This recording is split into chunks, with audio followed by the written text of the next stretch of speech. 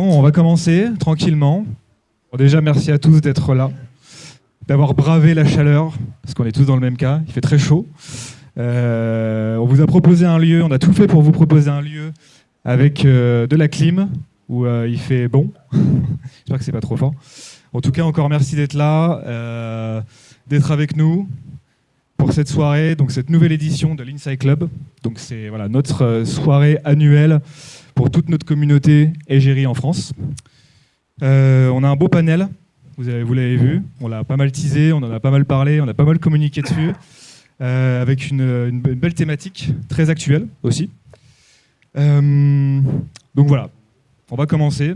Je vais, dans un premier temps, laisser la parole à notre fondateur et CEO, Jean Laroumet.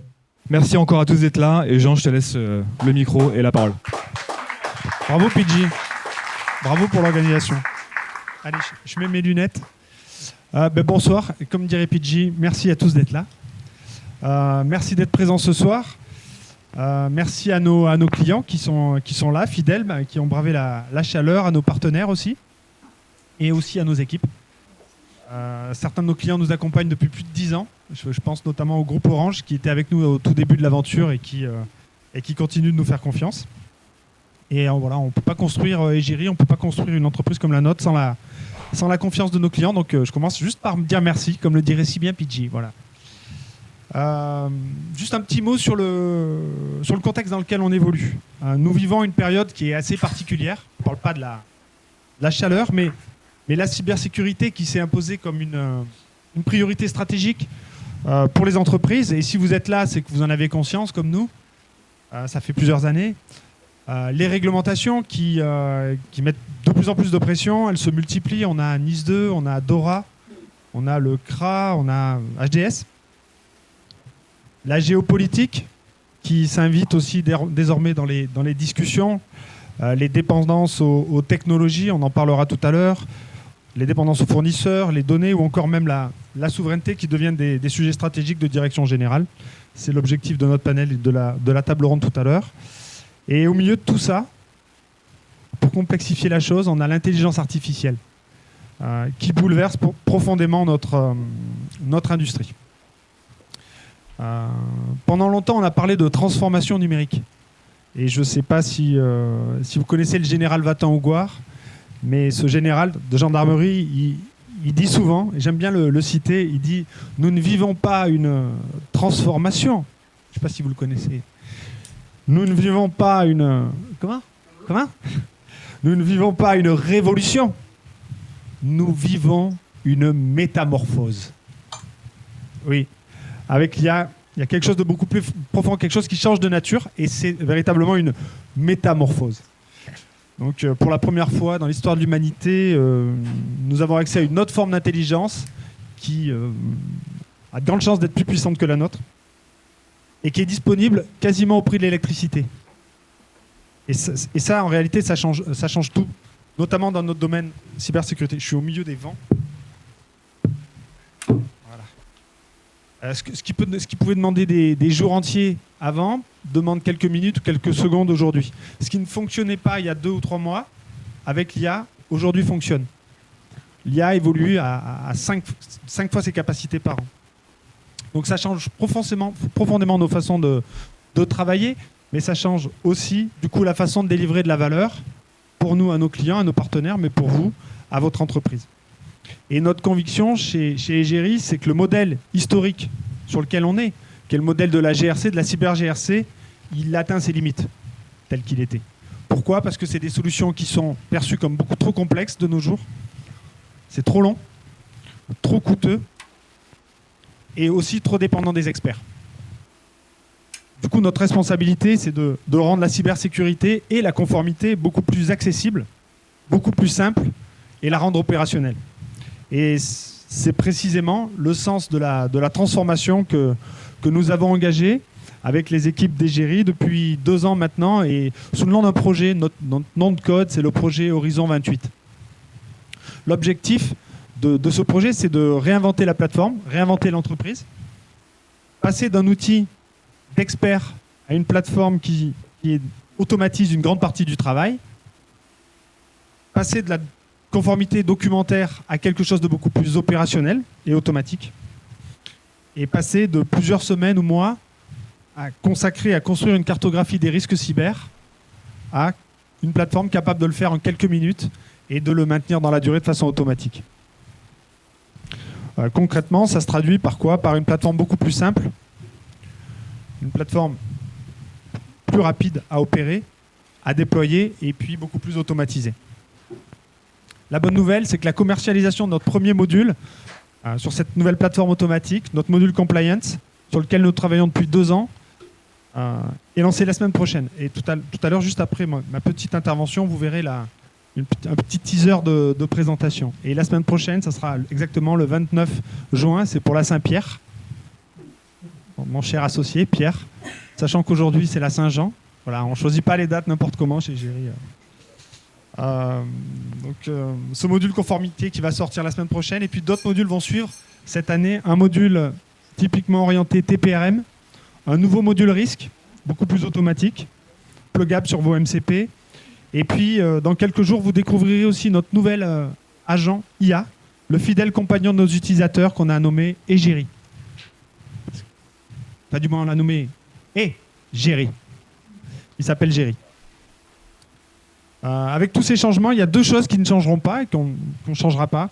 C'est d'abord notre ambition d'être un acteur de référence en Europe sur le domaine de la cyber-GRC. On a actuellement plus de 13 mentions Gartner sur ce domaine-là. Donc c'est continuer cette quête européenne. Et aussi, le deuxième point qui ne changera pas, c'est notre capacité et notre volonté d'innover. Il y a 10 ans, pour ceux qui nous connaissaient il y a 10 ans, on a aidé des experts à piloter la gouvernance cyber et construire la cartographie des risques dans une plateforme. C'était une innovation européenne, voire mondiale. Puis nous avons construit une plateforme complète, all-in-one, pour piloter la cybersécurité jusqu'à la quantification financière des risques cyber. Aujourd'hui, l'objectif, c'est de la rendre beaucoup plus simple, plus automatique, plus accessible, notamment grâce à l'IA.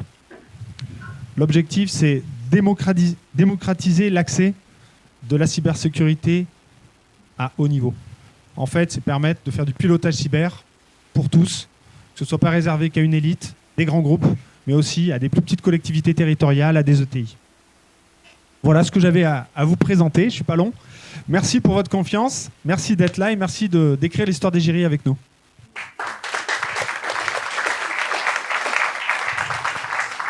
On me fait signe. Donc, et maintenant, on va vous montrer un tout petit film de quelques secondes, 1 minute, du petit teaser du module Compliance qui sort la semaine prochaine pour ceux qui ne l'ont pas encore découvert. Top, merci Jean, merci beaucoup. Maintenant, Marie, hop, on passe à la suite. Je te laisse enchaîner, Marie. Est-ce que vous m'entendez? Ouais, c'est bon. Ok. Oui, bah là, donc, on va faire un petit jeu pour introduire un peu le sujet, voir un peu ce que vous pensez, vous, de ce dont on va parler. Et comme ça, nos speakers pourront rebondir après. Donc, je vous invite à scanner ce QR code et vous connecter voilà, sur ce Kahoot. Il y a un cadeau à la clé, un cadeau rafraîchissant. N'hésitez pas à vous connecter. Pour l'instant, il y a 3 participants.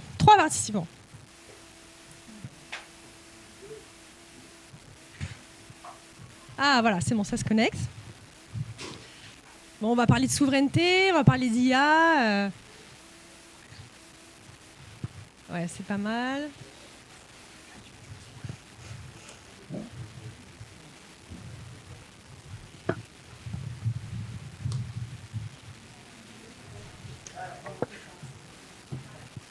Ouais, je me décale, pardon, excusez-moi.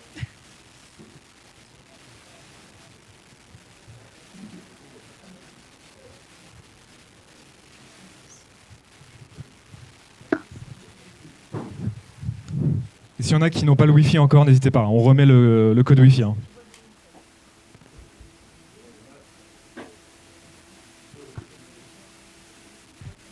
Bon, je pense que là, ça commence à être pas mal. J'attends encore une petite minute, puis après on commence, ok ?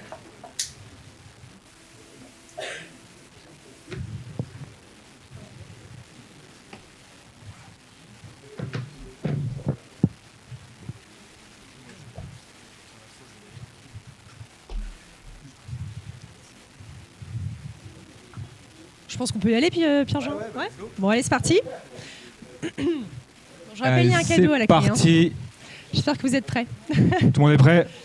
Est-ce que tout le monde est prêt? Ouais, c'est bon. Allez, c'est parti. Donc, première question.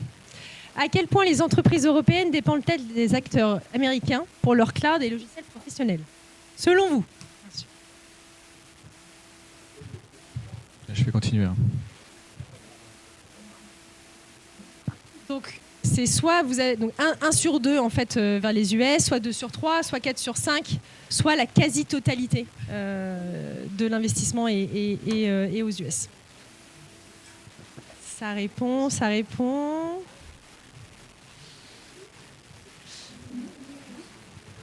Ah ouais, d'accord. Donc vous pensez tous que c'est la quasi-totalité? Bon, très bien. Je vais vous donner la bonne réponse.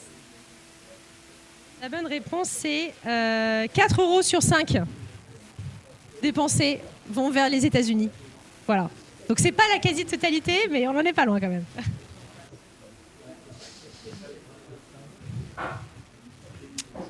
On passe à la question suivante. Alors c'est un vrai ou faux? Attention, ça va vite. Vrai ou faux? Plus de 75% des pays d'Europe utilisent le cloud américain pour des fonctions critiques de sécurité nationale. Selon vous? Ah bah, vrai ou faux?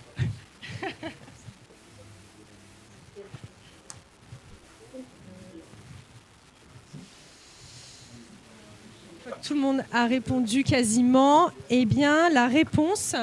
Donc vous pensez tous que c'est... Ah, vous ne pensez pas tous quand même, hein, c'est assez divisé. Mais la réponse est vraie. Voilà, pour les 18. C'est bien vrai. On passe à la question suivante. Et on avance. Alors, fin 2025, quel pays européen a évité de justesse un blackout massif suite à une cyberattaque russe? Alors, les réponses, c'est... Parce qu'on a des choix, je crois, Pierre-Jean. Hop là. Donc, l'Allemagne, les Pays-Bas, l'Estonie ou la Pologne?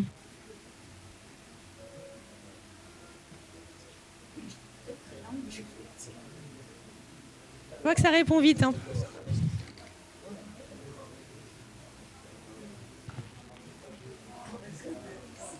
Donc, bon, c'est assez réparti, mais la bonne réponse, c'est la Pologne. C'est passé donc très près d'un blackout après une cyberattaque. Et donc, il y a eu plus de 30 parcs éoliens et solaires et une centrale de cogénération chauffant qui ont été visés en plein hiver. Voilà. On passe à la question suivante. C'est parti. Selon le panorama de la cybermenace 2025 publié par l'ANSSI, quel secteur a connu le plus d'incidents traités en 2025? Selon vous? Il y a 4 choix possibles, donc la santé, les télécommunications, l'éducation et la recherche ou la finance.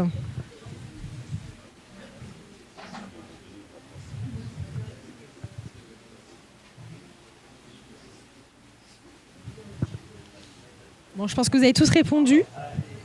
C'est l'éducation et la recherche avec 34% d'attaques en France. On passe à la question suivante. Alors, en 2025, quelle part des investissements mondiaux en IA générative est captée par les seuls États-Unis? Facile. Je crois qu'on a des choix, Pierre-Jean.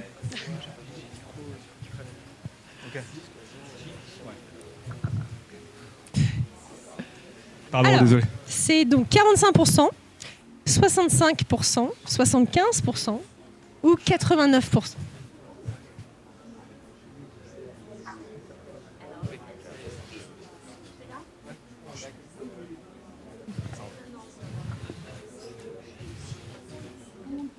Et donc la bonne réponse, c'est quasiment 90%. Voilà. Il concentre 97 milliards de dollars d'investissement en IA générative. Et l'Europe ne représente que 5%. On est quasiment à la fin. Il reste 3 questions du coup. On passe... 5 sur 8. Donc on va passer à la question suivante. Donc donnez tout là. Hein. Bon, celle-ci, on en a entendu parler.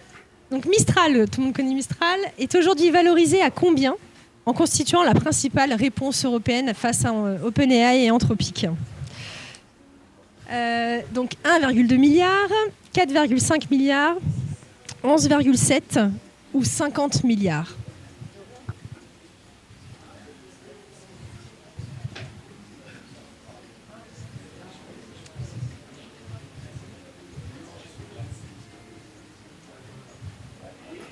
Et la réponse, c'est 11,7 milliards. Bravo, bravo à ceux qui ont trouvé. Et donc pour terminer... Ah non, il y a encore une question, pardon. Ouais. Donc selon une étude de Microsoft 2025, quelle proportion des employés utilisent des outils IA non approuvés par leurs employeurs?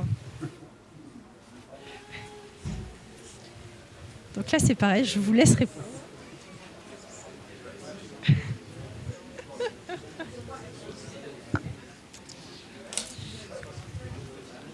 Alors, eh ben non, c'est pas le maximum. C'est 71% quand même. 71% des employés qui utilisent des IA non validées par leur entreprise. C'est la Donc, dernière. ce sera la dernière question qui introduira un petit peu le passage à notre table ronde. Selon vous, la conformité réglementaire, frein ou avantage compétitif? C'est un nuage de mots, donc je vous laisse écrire ce que vous voulez pour qu'on se rende un peu compte de ce que pense peut-être cette assemblée. Attention, c'est parti. Voilà. Participants, Réponse libre. saisissez vos réponses. Frein ou avantage compétitif?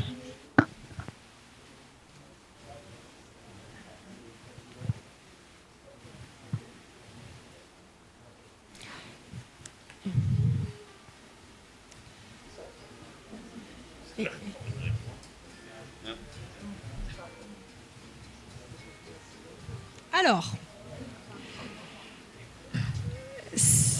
ok. Frein. Bon, avantage. Je vois que vous êtes beaucoup. Alors, plus c'est gros, plus vous l'avez écrit. Vous êtes beaucoup à avoir écrit frein, mais aussi beaucoup à avoir écrit avantage. On voit résilience, qui est intéressant, démarche structurée. Bon, écoutez, ça fait des beaux sujets pour les speakers qui vont parler juste après.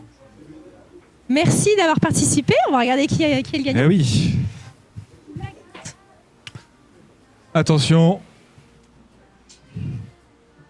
Est-ce qu'on a le podium? consultez le podium, c'est ici. Attention, c'est parti. Alors, Le podium.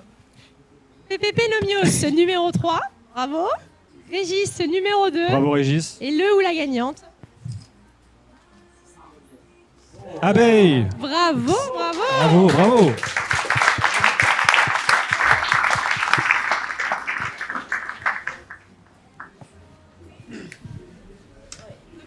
Bravo Arnaud, bravo.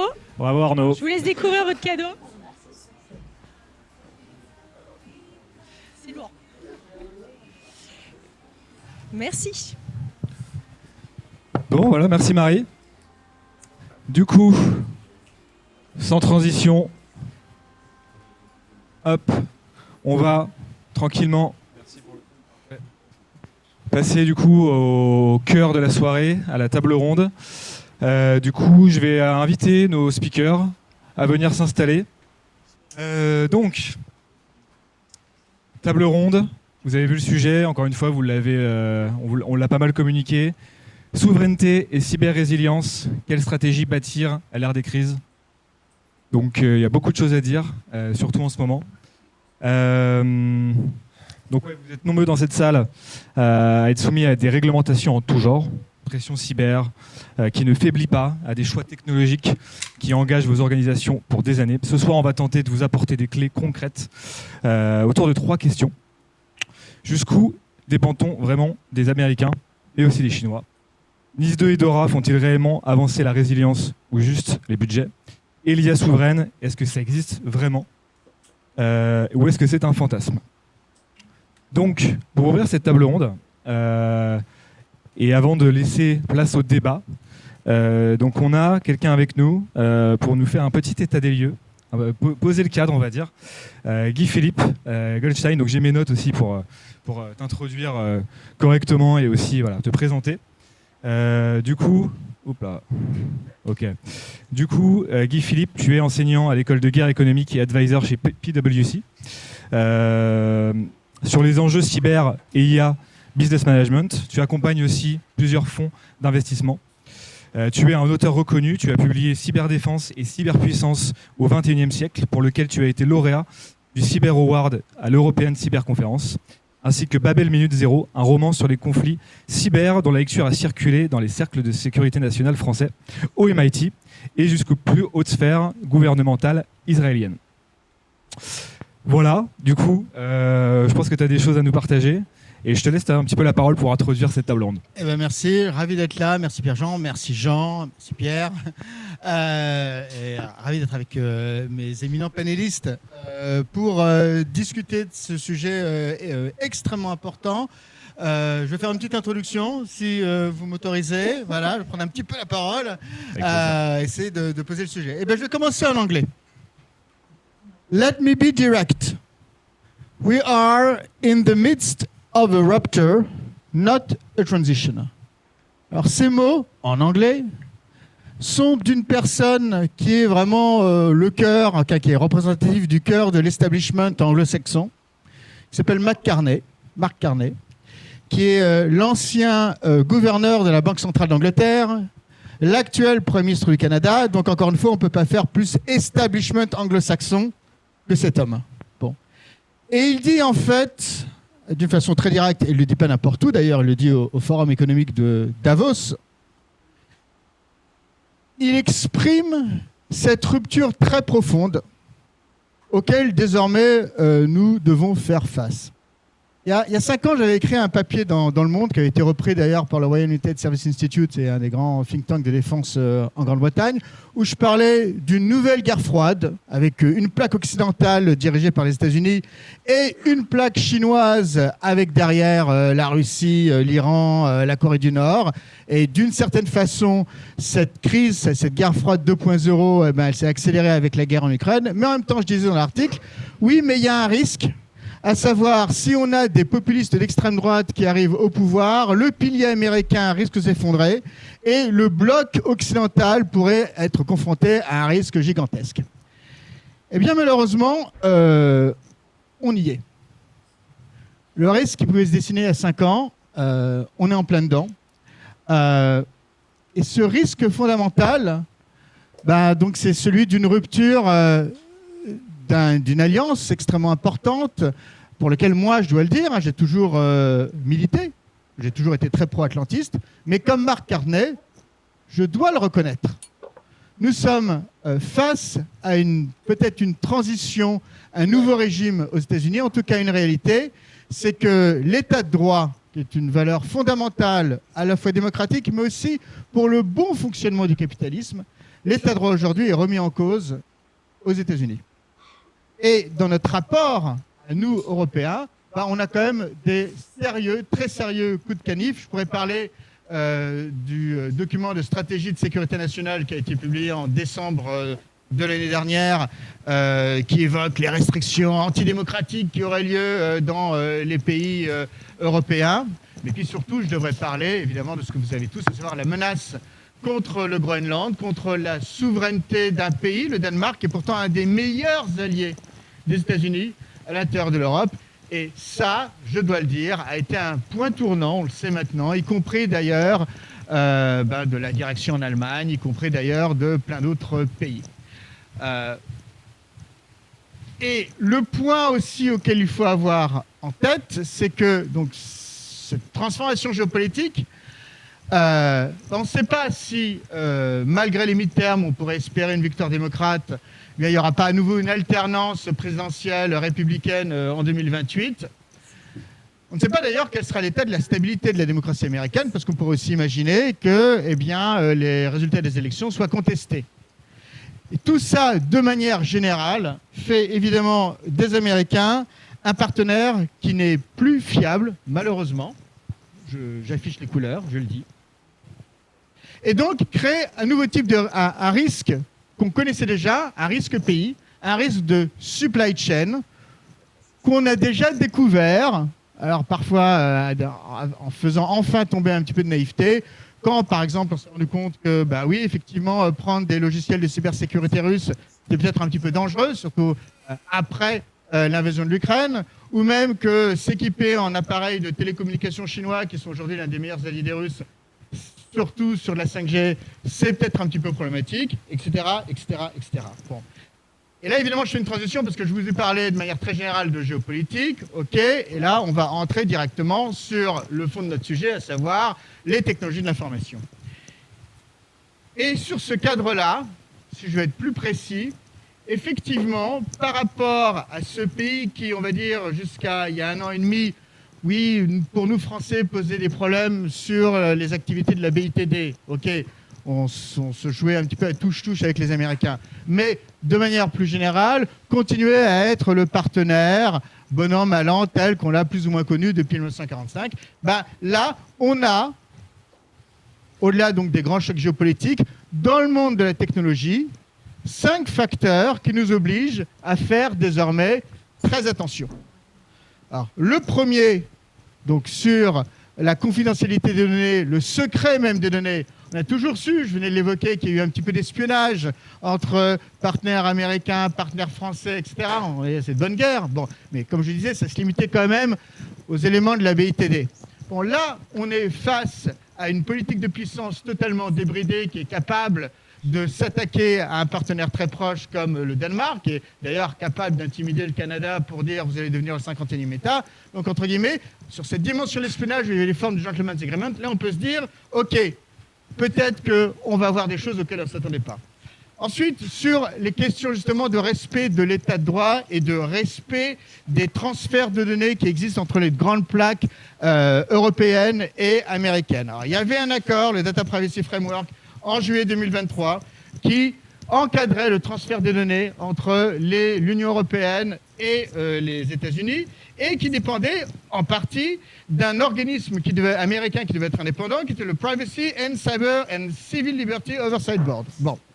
Trump arrive, et évidemment, encore une fois, il change les normes, et il enlève les représentants démocrates, et donc ce n'est plus un organisme indépendant. Donc là, c'est une question qui est posée à la Commission de Bruxelles, mais jusqu'au moment où la Commission de Bruxelles va réagir, c'est aussi une question qui nous est posée à nous, opérateurs européens. C'est le deuxième point. Le troisième point, on vient de le voir avec ce qui s'est passé sur Fable 5, à savoir, il y a une manière de faire qui est extrêmement brutale, où tout d'un coup, entre guillemets, on est obligé de couper les accès. Donc là, ce n'est pas la fuite de données, c'est carrément, on n'a plus accès aux services. Alors, on ne sait pas exactement sur le fond pourquoi cette opération a eu lieu. On va dire qu'il y a 2 possibles explications. La première, qui serait très malicieuse, c'est que en ce moment, il y a des grands laboratoires d'IA qui sont bien financés, on vient de le rappeler, qui sont en train de préparer leur IPO. Certains qui viennent d'y arriver, comme SpaceX AI, qui vient de racheter Cursor, donc comme des ambitions dans l'intelligence artificielle. Et puis Sam Altman a laissé entendre que peut-être s'il y avait une prise de participation de l'État américain pour des raisons stratégiques dans OpenAI, il ne serait pas forcément opposé. Bon. Et puis à côté de ça, on voit depuis maintenant 6 et 12 mois qu'il y a des vraies frictions entre entreprises, qui est Dario Amodei, et puis Pete Hegseth, secrétaire à la Défense, et puis l'ensemble de l'administration. Donc on pourrait se dire, peut-être que là, il y a un coup, vu qu'en fait, il n'y a plus de normes dans cette administration, peut-être que là, on favorise les copains, et puis on va faire du mal à un compétiteur. Ça, c'est une explication. Il y a peut-être aussi une autre explication. Donc on a appris que c'était Andy Jassy qui avait appelé le secrétaire au commerce Howard Lutnick pour dire mes chercheurs ont vu des choses qui étaient très inquiétantes, etc. Ok, on ne prend pas une décision aussi importante d'une façon aussi légère. Donc là on sent aussi qu'il y a une faiblesse technique. On le voit d'autant plus qu'il y a une centaine de très très grands experts de cybersécurité.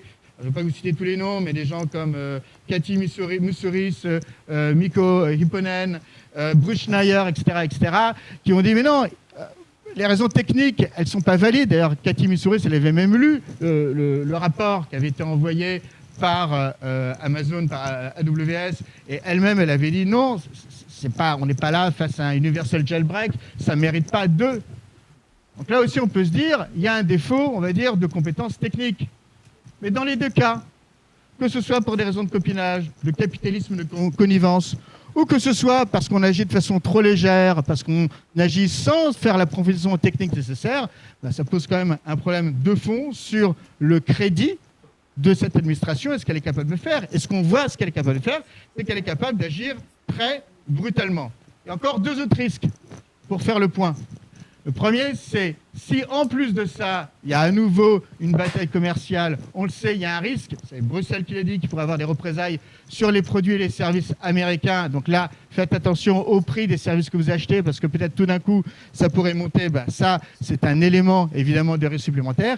Et puis, il y a une dernière dimension, qui est celle du crédit de la puissance, j'allais dire de la puissance de dissuasion de la cybersécurité américaine et ce qu'elle est capable de projeter sur les produits et les services américains. La doctrine américaine de cybersécurité elle est un petit peu différente de celle que l'on voit par exemple en Europe. Elle est plutôt de l'ordre de, bon, on investit un petit peu dans la cybersécurité civile, mais pas trop. Par contre, on sait qu'on a une puissance de feu extraordinaire. Et donc, il y a un aspect dissuasion par le gros bâton.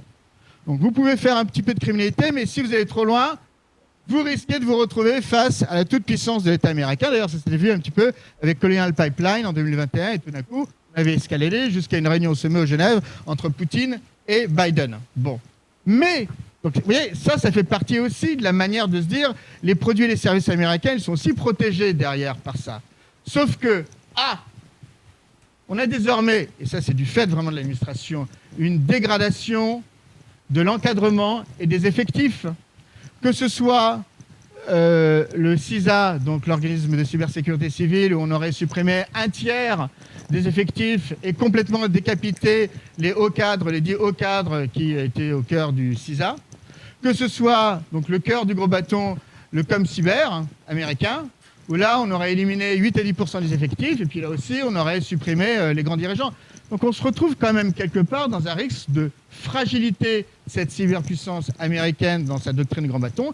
Et dernier point, et on le sait aussi, désormais, et alors c'est encore plus fort après l'opération ratée contre l'Iran qu'on est en train de voir, cet échec terrible, bien on est face à une puissance américaine, je le pense, qui se retrouve affaiblie. Et quand on est affaibli et qu'on est le grand gendarme du monde de facto, qu'on le veuille ou non, eh bien, ça invite à être testé encore plus par ses adversaires.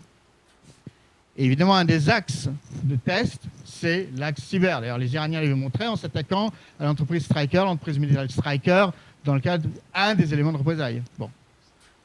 Donc là aussi, il faut s'attendre à tout ça. Donc, vous voyez, ça crée un nuage qui, pour moi, factualise le risque porté par ces produits et services américains. Néanmoins, et je terminerai là-dessus, faisons attention aux conclusions hâtives. Et c'est là, toute la subtilité et la complexité du sujet stratégique. Sur le marché mondial de la cybersécurité, les États-Unis et l'Amérique, c'est encore autour de 55% du marché du produit et des services.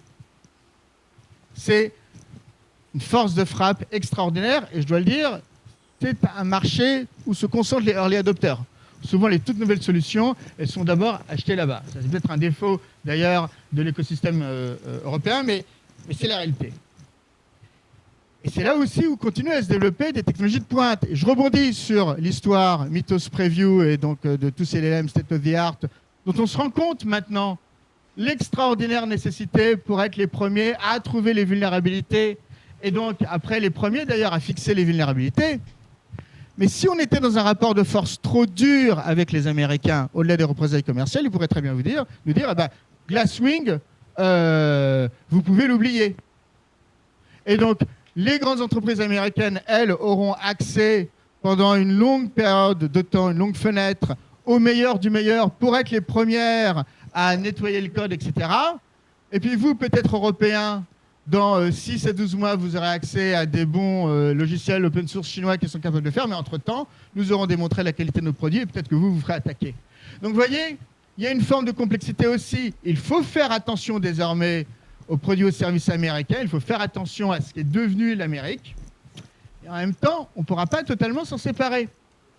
Donc voilà, c'est un petit peu la complexité du débat. Et quelques mots introductifs, j'espère que je n'ai pas pris trop de temps. Merci Guy Philippe. On peut l'applaudir, je pense. Merci beaucoup. Bon, c'est un vaste sujet. Je pense que ça peut être une discussion qui peut durer des heures, mais merci en tout cas pour avoir posé ce cadre, faire cette introduction. Donc on a décidé de découper cette table ronde en 3 petites sections. La première, c'est des petits titres: dépendance et résilience, la rupture est déjà là. Ensuite, Nice 2, Dora, 2 points, levier budgétaire ou écran de fumée. Et ensuite, 3, l'IA souveraine existe-t-elle vraiment? Sans transition, déjà aussi, merci Guy Philippe encore une fois. On a aussi 2 super speakers avec nous, Jean-Philippe Cassard et Paul Berlotti. Jean-Philippe, je te laisse te présenter. Pas de problème. Donc on va essayer d'être aussi brillant que Guy Philippe. Il y a un petit challenge. Donc je suis Jean-Philippe Cassard, je suis directeur en charge des activités de prévention au sein de la division cyber de Sopra Steria. Voilà. Et Paul Berlotti. Et bonsoir à tous, donc je suis Paul Berlotti, le CEO et cofondateur de Mojo. Si vous ne connaissez pas Mojo, on crée des agents IA pour les équipes de vente B2B.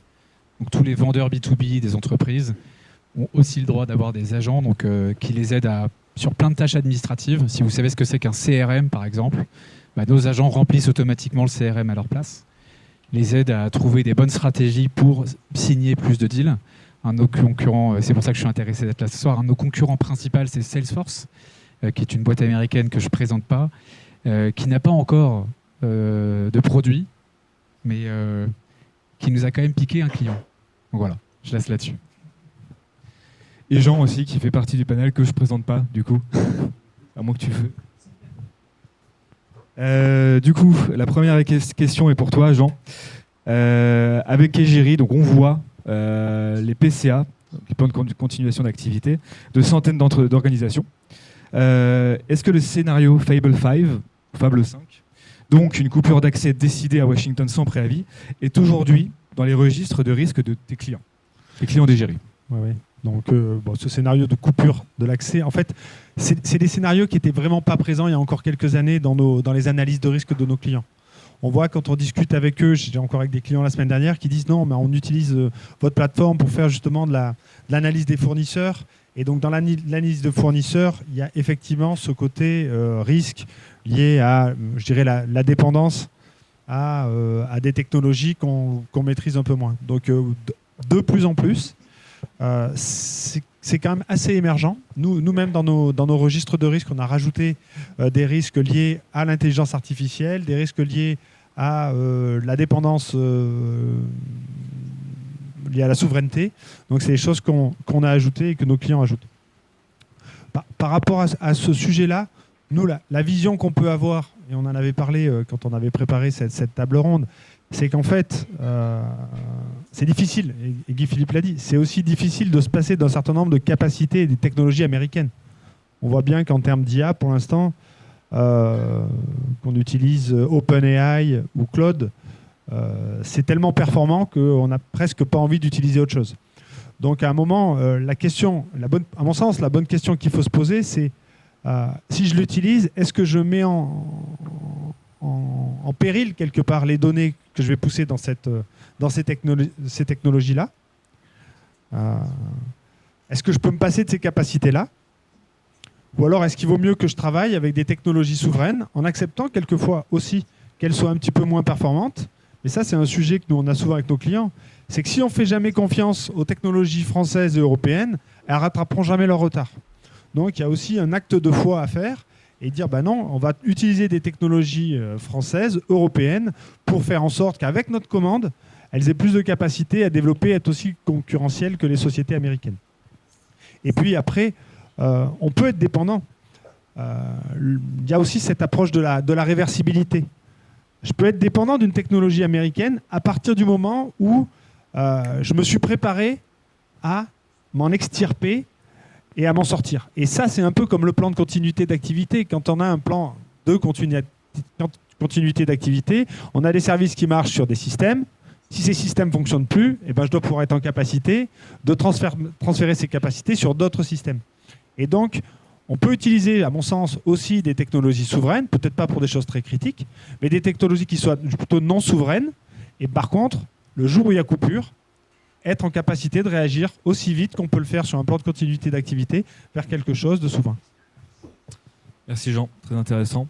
Question pour Paul. Avec Fable 5 encore une fois, hein, c'est un sujet d'actualité, donc c'est vrai qu'on va en parler un petit peu ce soir, mais on en a déjà parlé.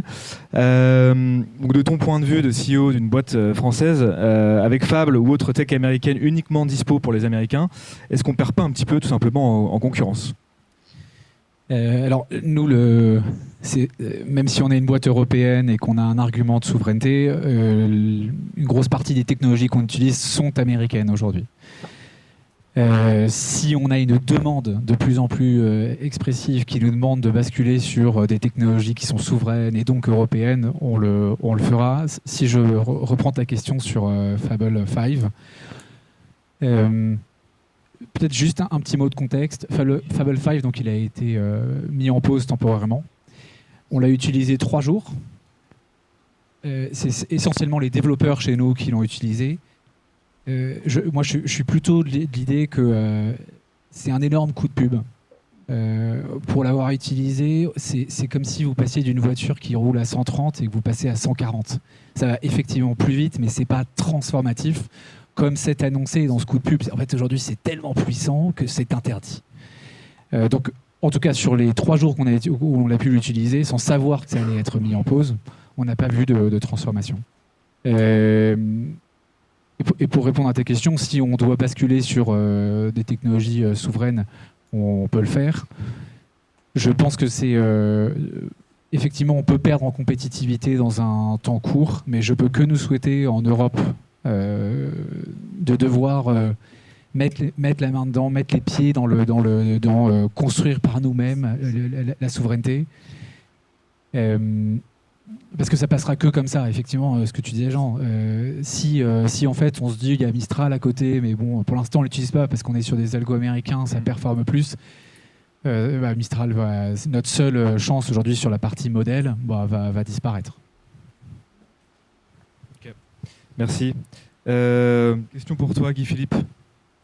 Là, on parle beaucoup des États-Unis, mais quid de la Chine aussi ? C'est un problème aussi gigantesque. Non, c'est un problème. Je vais être très clair là-dessus. Bon, et je le dis d'autant plus que même nous, en Europe, dans certains secteurs de l'infrastructure, on s'est rendu compte qu'il y a quand même des difficultés. Bon. Le problème chinois, entre guillemets, c'est le même empire que ce qui arrive avec le problème américain. À savoir, il n'y a pas d'état de droit, il n'y a pas de juge, il n'y a pas de tribunaux, il n'y a pas d'intermédiaire qui soit basé sur le droit et la raison pour empêcher un acte politique ou une agence de renseignement à faire ce qu'elle veut. C'est ça le problème. Là, on est là pour défendre l'état de droit. Bon, désolé, mais le système du Parti communiste chinois qui impose un régime totalitaire, de facto, sur la République populaire de Chine, c'est ça. Et d'ailleurs, c'était formalisé dans les questions de cybersécurité par la National Cyber Security Law de 2017, où effectivement, le Guangbu a le droit de demander aux entreprises chinoises ce qu'elle veut, quand elle veut, et il ne peut pas y avoir l'intermédiation d'un juge, ça n'existe pas. Et donc, de facto, qu'elles le veuillent ou non, et même si elles sont pleines de bonne volonté, les entreprises chinoises sont obligées de coopérer. D'ailleurs, on le même voit avec un lab dont j'ai oublié le nom, avec des chercheurs chinois qui étaient basés à Singapour, mais qui étaient encore chinois, qui ont voulu se vendre à Meta. S'il y a des gens dans la salle qui se rappellent, en plus, merci. Et en plus, je l'utilisais. Et ils ont voulu se revendre à Meta, et là, tout d'un coup, le système chinois dit non, c'est pas possible. Cette prise de conscience, donc je l'ai dit, elle se fait un peu partout. Je lisais la semaine dernière en Israël, où tout d'un coup, il y a un mot d'ordre qui est passé auprès des entreprises de la BITD israélienne, où on a dit, sur les flottes automobiles qui comportent des voitures chinoises, ça commence à être problématique, Elbit, etc., une grande boîte de la BITD israélienne. Et on va peut-être essayer de changer nos flottes pour ne plus avoir de voitures chinoises. Parce qu'une voiture aujourd'hui, c'est quoi? C'est un ordinateur sur roue. Et un ordinateur avec beaucoup de capteurs. Bon. Donc ça, c'est un exemple. C'est d'ailleurs un petit peu ce qui était dans le cœur de mon petit papier sur la guerre froide 2.0, c'est que le code va être tellement dans tous les produits que nous avons que pour des raisons de cybersécurité, on aura des problèmes très forts à aller acheter des produits chinois. D'ailleurs, est-ce qu'on achète des produits de cybersécurité chinois? Non. Et puis inversement, ça a même été formalisé il y a quelques semaines en Chine où ils ont dit qu'on n'achète plus de produits de cybersécurité américains et européens et occidentaux, mais ça fait longtemps qu'ils ne faisaient pas le cas. Donc il y a ça aussi. Et donc encore une fois, la Chine, ce n'est pas une solution, c'est un problème supplémentaire. Sauf sur un point, sur les modèles open source instanciés sur du cloud occidental, là ça peut être utile. C'était mon point, parce que justement, non, mais c'est pas le point, que c'est le point par rapport à ta réaction, c'est de dire, est-ce qu'ils se protègent pas justement, ou du coup, d'un point de vue technologique, par de l'open source?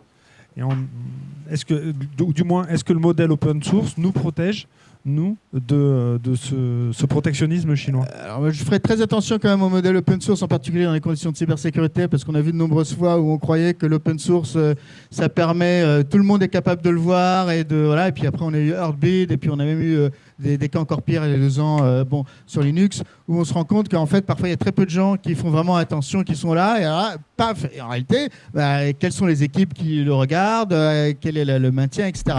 D'autant plus que, on l'a évoqué, alors FableFab, je suis assez d'accord sur une utilisation personnelle où je n'ai pas trouvé ça très remarquable, mais néanmoins, voilà, ce qu'on dit dans la cybersécurité, des gens comme Nicolas Scarlini, qui est un très très grand chercheur de cybersécurité, qui vient d'être embauché chez Anthropic, alors il y a peut-être un petit peu de parti pris, mais qui est quand même quelqu'un qui est très très sérieux. Il a dit, et il le disait d'ailleurs au mois de mars, il y avait une très belle conférence, une promptée de conférence à San Francisco, avec des gens qui portent ce sujet du risque cyber avec l'IA, et il dit, c'est la première fois que j'ai été capable de découvrir des vulnérabilités dans du code Linux qui avait plus de 20 ans. Et c'est vraiment un chercheur hyper capé. Hein. Bon. Donc il y a quand même des éléments très troublants avec ces choses-là. Et voilà, c'est problématique. Merci beaucoup. On va avancer un petit peu, parce que le temps va vite filer. On va parler un petit peu de réglementation. Aussi, n'hésitez pas à garder en tête vos questions. On se gardera un petit moment à la fin, voire plus long moment en fonction du nombre de questions, mais pour que vous puissiez poser toutes vos questions. On va parler un petit peu de réglementation, NIS2, DORA, etc. J'ai une question pour toi, Jean-Philippe.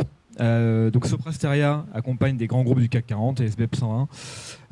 NIS2, DORA, est-ce que ces réglementations font réellement avancer la souveraineté européenne face aux Américains ou aux Chinois, ou est-ce que c'est juste rajouter de l'administration? Quel est ton point de vue là-dessus? Je vais avoir du mal à répondre. En tout cas, le public s'est exprimé un peu tout à l'heure, savoir avantage compétitif, est-ce que c'est un frein? Donc déjà, il y avait une petite tonalité, un petit parti pris. En fait, la question, elle est complexe parce que d'un côté, on vient de parler de beaucoup de géopolitique et la réglementation, c'est un instrument de la puissance. On l'a vu, on a plein d'exemples. Alors, peut-être pour sortir juste des exemples très parlants qui ont été évoqués, ciblés sur certains qui sont purement réglementaires et qui sont américains, malheureusement, mais on peut juste reprendre l'exemple des sanctions contre les juges de la Cour pénale internationale qui n'ont pas attendu l'arrivée de Trump Alors, les sanctions aussi, elles ont été prises par Trump. Mais en revanche, les textes qui ont permis ces sanctions sont bien plus anciens. Donc on est aussi dans l'expression d'une puissance au travers d'instruments juridiques qui existent et qui préexistent en fait à l'ère de Trump. Et ça, c'était complètement anticipé.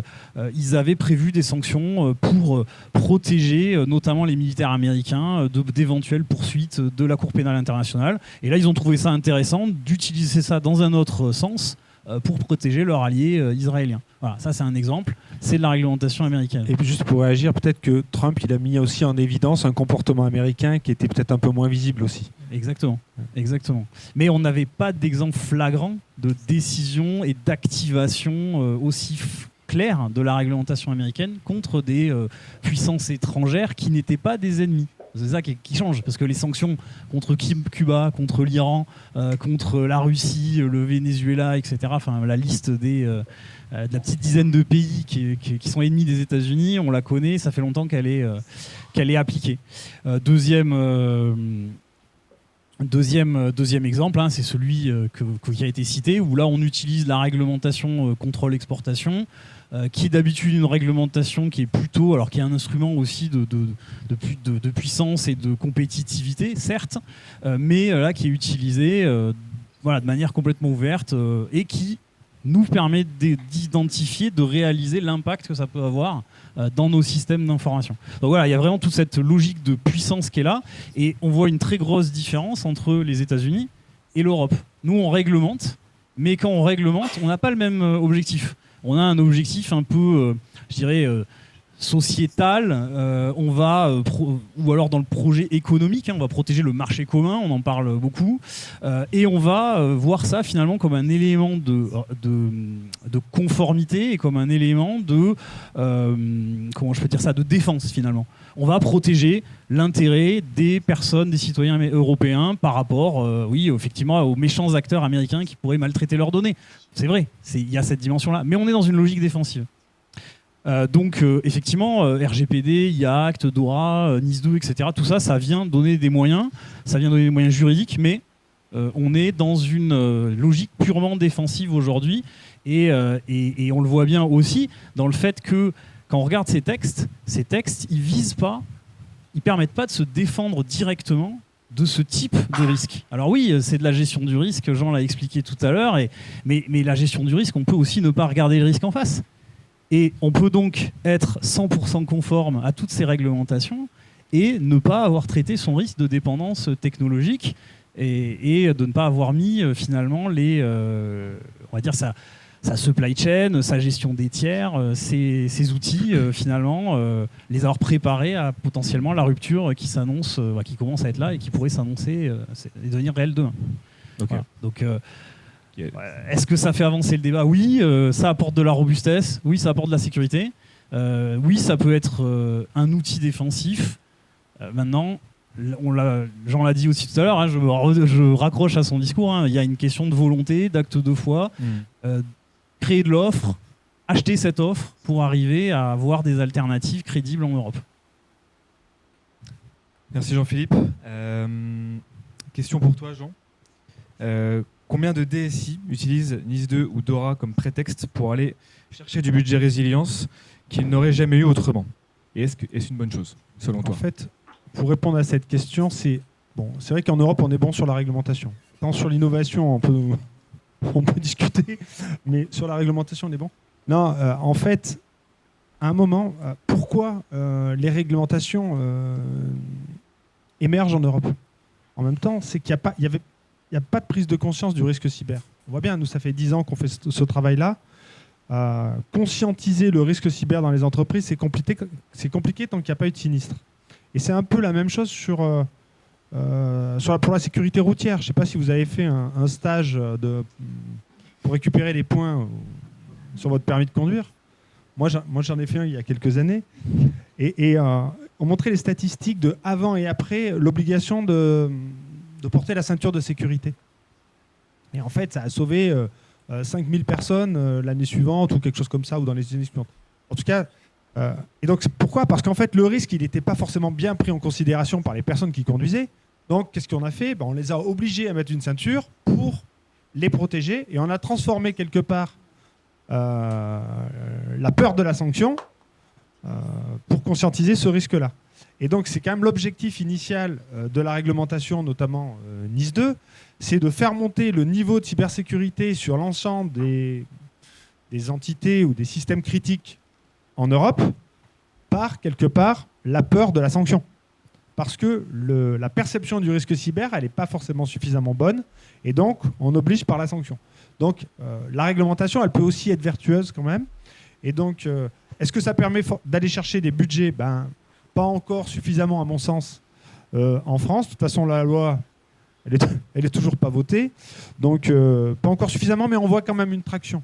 Et donc, on voit quand même des chefs d'entreprise qui nous appellent qui sont plus des chefs d'entreprises de grands groupes ou des DSI des SI de grands groupes, mais des ETI. Typiquement, il y en a une qui nous a appelé la semaine dernière, une petite ETI dans la peinture, petite, 500 de personnes quand même, de peinture de Nice, qui nous disait voilà, on doit être assujetti à Nice 2, on ne sait pas par où s'y prendre, est-ce que vous pouvez nous aider? Et là, c'est la direction générale qui nous appelle. Donc effectivement, ça débloque des budgets. Et donc, il y a une vraie, quelque part, prise de conscience derrière cette obligation réglementaire. Ok, très bien. Question pour toi, Paul. Toutes ces réglementations, NIS 2, DORA, l'IA Act, est-ce que pour du coup, une boîte comme Mojo, et pour toi, du coup, est-ce que c'est des charges administratives ou est-ce que ça aide vraiment pour toi? Ouais.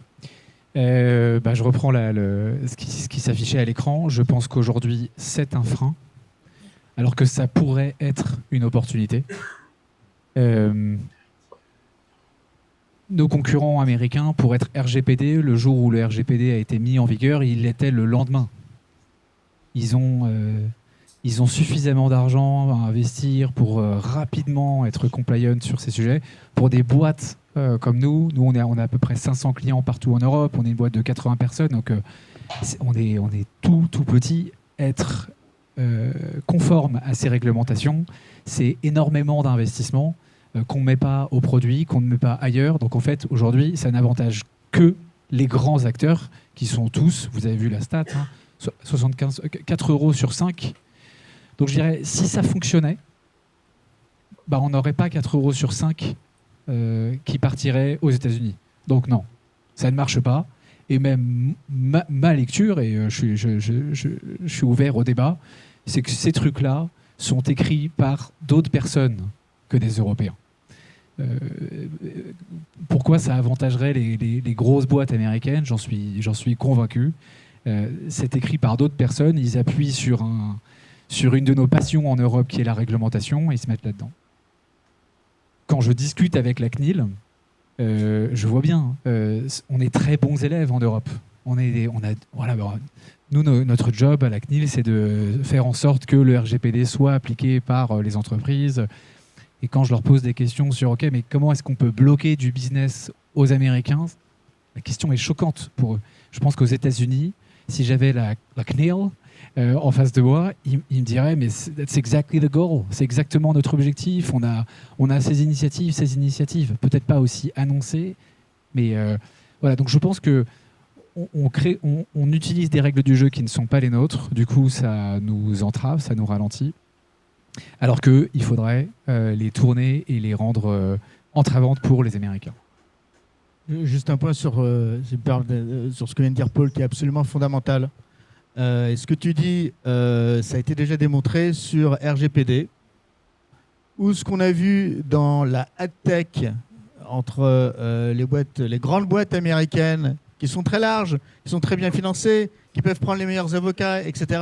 Et puis les petites boîtes européennes qui essayent de vivre, et survivre, et qui n'ont pas forcément les capacités, ce que tu dis, d'investir dans les meilleurs cabinets, etc. Bon, résultat des courses, après 2018, au bout d'un an, il y a 19% de parts de marché qui sont dans la tech, qui sont partis des Européens aux Américains. Et après, tout d'un coup, évidemment, il y avait Meta et Zuckerberg qui voulaient absolument qu'on déploie RGPD dans une forme de RGPD également aux États-Unis, parce que ça aide les grands. C'est classique.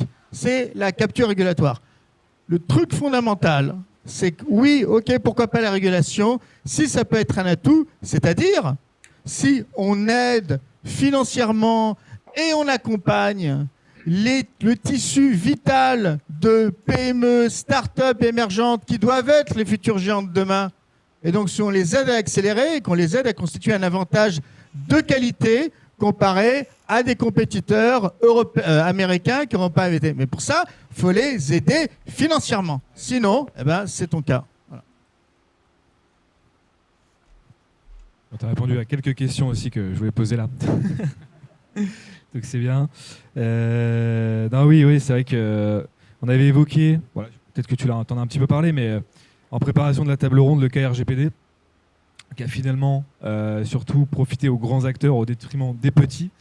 Est-ce que NIS 2 et DORA risquent de reproduire le même schéma, selon toi? Là, c'était un petit peu le point que je viens de faire. Donc, j'en sais rien, mais je ne vois pas, encore une fois, cette réflexion nécessaire sur, bon, pourquoi pas mettre beaucoup de réglementation aux grands groupes qui peuvent se le permettre parce qu'ils ont suffisamment de masse pour absorber un nouveau coût fixe, et auquel cas, faire une réglementation différenciée pour les startups européennes. Et le faire ça de façon un petit peu phasée, de façon à ce que vous ayez les mêmes chances de vous battre et que vous ayez à peu près les armes égales et donc potentiellement un avantage comparé aux grands géants. Et qu'on puisse vous aider économiquement, crédit d'impôt, pourquoi pas subvention, j'en sais rien, de vous aider à constituer un vrai avantage. Parce que là, c'est pas un avantage, c'est ce que tu as raconté, Paul. Il y a peut-être quand même quelques petites lueurs d'espoir qu'il faut signaler. Déjà, on voit, je prends l'exemple de Nice 2, il y a quand même cette logique de proportionnalité qui a été intégrée dedans, qui fait que la charge réglementaire est un peu moindre pour les plus petites entités. Alors, je ne dis pas que c'est miraculeux, hein. Quand vous avez lu le référentiel Récif, bon, vous vous dites, ok, et que vous êtes une PME, vous avez encore un énorme chemin devant vous si c'est votre premier texte à appliquer auquel il faut être conforme. Mais bon, ça montre quand même qu'il y a une prise de conscience qui existe. Et puis on voit l'ANSSI, typiquement sur le même texte, qui essaye de déployer une politique d'accompagnement qui dépasse juste voilà ce qu'il faut faire, tenez, j'ai fait des guides, débrouillez-vous. Donc il y a quand même des formes de financement qui sont sûrement insuffisants, il y a des dispositifs d'accompagnement qui sont aussi mis en place dans le cadre de Nice 2. On voit aussi que clairement il y a un changement d'échelle qui est énorme, hein. On passe de quelques centaines d'acteurs qui sont suivis, encadrés, etc., contrôlés peut-être, à des milliers et des milliers. Donc forcément il faut un peu changer de mindset et de manière d'approcher le problème. Donc il y a quand même du mieux. Puis je vois aussi, moi, en tant que juriste de formation, je trouve qu'il y a un petit truc intéressant, c'est qu'ils ont aussi publié un outillage qui permet de comparer les multiples réglementations auxquelles plein d'entreprises se retrouvent confrontées. Et ça permet quand même de faire face aussi à ce problème de millefeuille. On n'en a pas parlé parce qu'on cite plein de textes, mais il y a un millefeuille réglementaire qui est absolument ahurissant. Donc quelques entreprises qui vont se frotter à Nice 2, mais il y en a plein pour qui ça va être la énième réglementation. Donc là aussi, il y a une logique de simplification qui est en train d'émerger. Du coup, si tu me permets, là, sur ce sujet-là, tu m'as lancé sur le sujet du millefeuille réglementaire, et c'est vraiment, tout à l'heure, on vous a présenté en avant-première le module compliance sur lequel on a travaillé, et une des finalités aussi de cette approche-là, c'est de transformer l'ensemble des exigences réglementaires des différents standards en un corpus de mesures qu'on appelle canoniques, uniques, et en des tâches opérationnelles pour les opérationnels. Et en faisant ce travail-là, et ça fait plus de 2 ans avec nos analystes, certains sont dans la salle, qu'on travaille, et on a travaillé aussi avec nos partenaires, notamment Sopra Steria, pour valider ce modèle, on arrive en fait à créer un corpus unique de mesures qui permet de répondre à n'importe quel type de standard. Je crois que c'est hyper important ça, parce qu'en fait, avec les nouvelles technologies d'IA, on peut sortir n'importe quel type de standard. Si on est capable de le rentrer dans la moulinette et qu'on dit celui-là, automatiquement, maintenant, je sais le mettre en conformité parce que j'ai un socle unique de mesures qui sait, grâce à des technologies d'IA et de graphes, de montrer la conformité automatique, c'est plus réellement un problème. Donc c'est des sujets qu'on arrive à lever aussi grâce à des technologies d'IA. Mais c'était peut-être le sens de tes futures questions en plus. Oui, du coup, il y a beaucoup de sujets qui se recroisent dans tous les cas. Donc, il y a quelques questions là auxquelles on a déjà répondu. Le temps passe, du coup. Donc là, on passe aussi sur la partie numéro 3. Donc, l'IA souveraine existe-t-elle vraiment? Et ensuite, on laissera aussi un peu de temps pour vos questions. Moi, j'avais une question du coup pour vous tous, à ceux qui veulent répondre. Est-ce qu'une IA de cybersécurité véritablement souveraine, entraînée aux données européennes, auditée, explicable, est-ce que ça existe aujourd'hui? Est-ce que ça peut exister dans un horizon de 5 à 10 ans, selon vous? Bon, alors j'ai le micro, je vais commencer la réponse. Alors, c'est clairement, si on attend d'avoir toutes les couches pour faire une IA souveraine, on parle de longtemps, parce que entre avoir le silicium, les serveurs, les data centers, les modèles, la donnée, l'entraînement, etc. On voit bien le retard incroyable qu'on a pris sur toutes ces couches-là. L'IA, on ne pourra pas avoir une IA souveraine rapidement, en tout cas pas dans ce sens-là. Après, oui, bien sûr, on a parlé de Mistral, on parle, voilà, il y a des applications, des solutions, etc., qui, elles, pourront être souveraines et qui se situeront, on va dire, sur le haut de la stack. Voilà, ça va prendre quelque part moins de temps. Et dans cette logique-là, je pense qu'il faut revenir à ce qu'on disait au début sur le plan de continuité d'activité. C'est-à-dire que le déploiement de l'IA souveraine, oui, c'est bien, même si on ne l'a pas, et il faut qu'on déploie de l'IA, on n'a pas le choix, on en a déjà un peu parlé. D'un autre côté, il ne faut pas qu'en automatisant avec de l'IA, en fait, on automatise notre dépendance quelque part. Donc, si on prend en compte cette contrainte-là, ou cet enjeu-là dès le départ, on va pouvoir maîtriser cette architecture, anticiper ces choix qu'il faudra faire un jour, ou ces changements de solutions qu'on espère et qu'on appelle, je pense, globalement de nos voeux. Et on limitera la dépendance et on ira vers une IA souveraine, d'un point de vue, je vais dire, plutôt technique. Merci. Et moi, j'ajouterais, il ne suffit pas de déclarer il faut une IA souveraine. Ça, c'est facile. Pour qu'il y ait une IA souveraine qui existe, il faut qu'il y en ait la demande. Et là, je suis assis en face de décideurs, de demandeurs. Vous pouvez lever la main. Ceux qui veulent une IA souveraine, très sérieusement. Allez, un peu plus, allez. Bon, c'est plutôt positif et je pense que peut-être qu'il y a 6 mois, j'aurais posé la question, personne n'aurait levé la main. Une IA souveraine, c'est une très bonne question. Je pense que il y a toute la chaîne de valeur de ce que c'est que l'IA, donc ce que tu décrivais, on peut aller jusqu'aux machines qui construisent des puces, les data centers, donc toute la partie infrastructure, la partie modèle, là où on a Mistral aujourd'hui, et la partie ensuite applicatif, là où ma boîte ou Egeri, on se situe. Nous, on prend des modèles et on les met dans la main des consommateurs. Donc on ne pourra pas en faire en Europe. Je pense que c'est impossible de se dire on fera toute la chaîne de valeur. On a ASML tout en haut qui est déjà une super victoire. On a Mistral sur la partie modèle et on a quelques applications. Et je pense qu'on n'en a pas assez et qu'il faut plus de demandes. Donc c'est là, je vous regarde vous et c'est peut-être pas vous, mais il faut plus de demandes d'applications AI européennes souveraines pour qu'ensuite toute la chaîne de valeur suive. Ouais. J'aurais juste rajouté qu'il n'existe pas de puissance au monde qui contrôle toute la stack. Pas même les États-Unis d'Amérique. Il y a le métal, c'est TSMC et c'est ASML.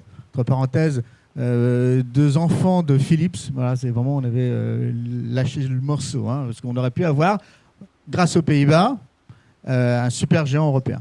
Bon, mais c'est la réalité aussi. C'est taïwanais.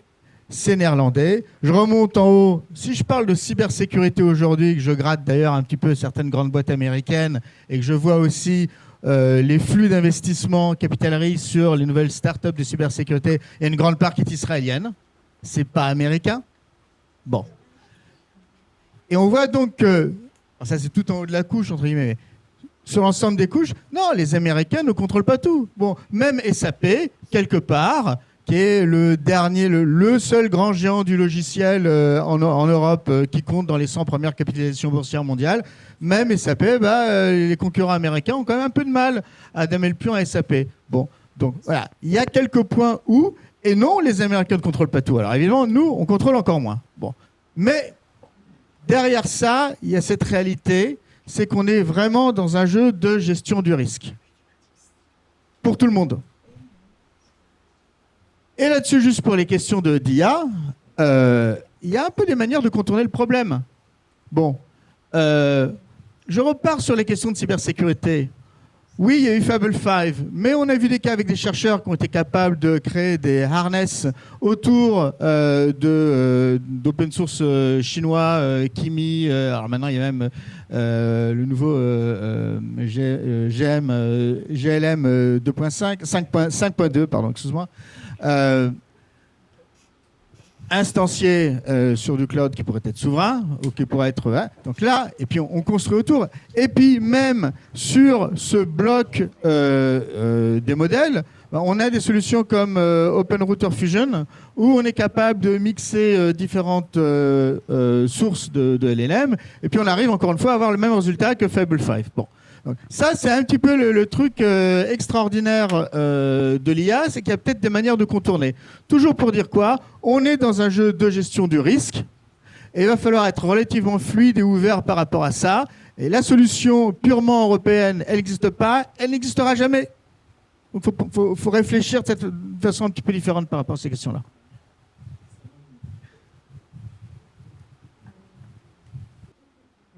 Je pense qu'on a eu beaucoup d'infos. Merci à tous. Je pense qu'on va... On peut compter les échanges juste après. Du coup, on va s'arrêter là et aller manger quelque chose. Et donc, merci déjà. Merci à tous.